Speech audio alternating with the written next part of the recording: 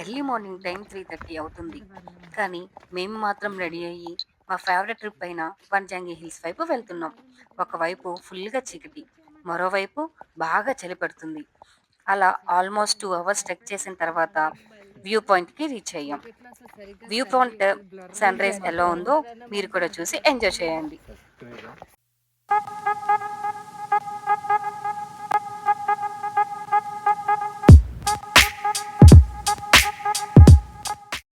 అంత చీకట్లో 2 hours trek చేసిన తర్వాత వెంటనే రమ్మంటే కష్టమే కదా!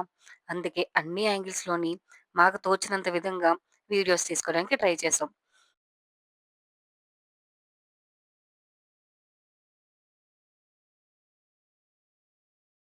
కొండెక్కుతున్నప్పుడు ఎవరు లేరండి మాతో పాటు. మాకు భయంగా ఎక్కాం. ఏంటి మనమే వస్తున్నామా పిల్లలతో అని చెప్పి. కానీ కొండెక్కాక అర్థమైంది చాలా మందున్నారు. మాకన్నా ముందే వచ్చి అక్కడ ప్లేసెస్ సెట్ చేసుకుంటున్నారని చెప్పి.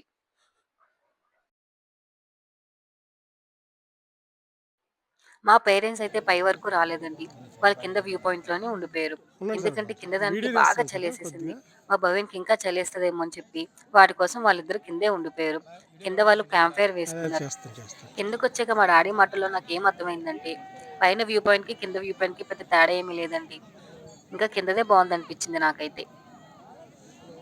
మనకి కొండపైనయితే ఫుడ్ ఎక్కడ ఉండదండి. ఒకవేళ దొరికినా కూడా నూడిల్సే. అది కూడా కొండ కిందే దొరుకుతుంది.